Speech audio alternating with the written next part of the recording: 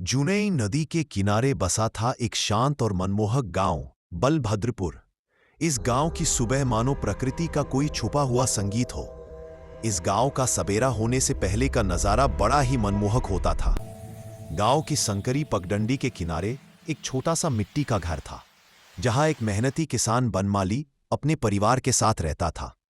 सुबह की पहली हल्की किरणें जब आंगन पर पड़ती, बनमाली की पत्नी मालती उस ठंडी भोर में झाड़ू लेकर आंगन बुहा रही थी। आसपास चिड़िया फड़फड़ाती हुई उड़ान भर रही थी।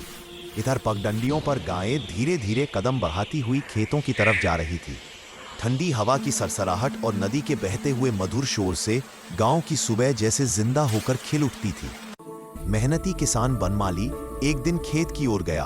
उसने देखा कि खेत के पास नदी में बहुत सारी मछलियां खेल रहे थे। वो खुश हो गया और घर जाके जाल लेकर नदी में फेंका। उसने खूब सारी मछलियां पकड़ी।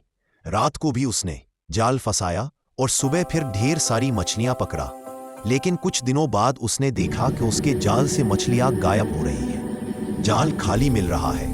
उसे शक हुआ और उसने ठान लिया कि रात को देखना पड़ेगा। दूसरे दिन रात ढलते ही बनमाली अपने बेटे राधुआ को साथ लेकर नदी किनारे झाड़ियों के पीछे छिप गया। रात गहराई ले चुकी थी। चारों ओर सन्नाटा छाया हुआ था। उसी समय पानी में एक अजीब सी आवाज आई। बनमाली ने झाड़ियों के पीछे से देखा कि एक सफेद छाया जाल के पास खड़ी होकर कुछ ढूंढ रही थी।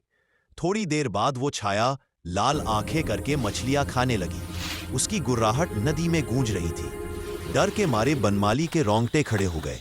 दोनों बाप बेटे डर के मारे कांपने लगे। जैसे तैसे वे घर लौट आए। आते ही डरा हुआ बनमाली अपनी बीवी को सारी सच्चाई बताई। तभी उसका बेटा राधुआ बोला, बापा जाल में फेविकोल लगा देते हैं, भूत चिपक जाएगा। बनमाली ने वैसा ही किया। अगले दिन रात होते ही उसने पूरा जाल को फेविकोल से लपेटकर नदी में डाल दिया। सुबह की हल्के अंधेरा में जब बाप बेटा नदी पर पहुंचे तो देखा कि जाल में एक लंबा सा भूत फंसा पड़ा था।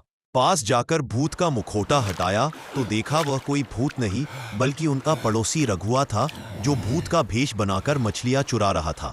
बनमाली ने उसे पकड़कर गांव की पंचायत में ले गया और उसे सजा दिलाई। सर्दी की रात थी और चारों ओर सन्नाटा पसरा हुआ था। घर के बाहर ठंडी हवा सरसराती हुई बह रही थी। बनमाली अपने परिवार के साथ गहरी नींद में था। चेहरे पर संतोष और मुस्कान थी।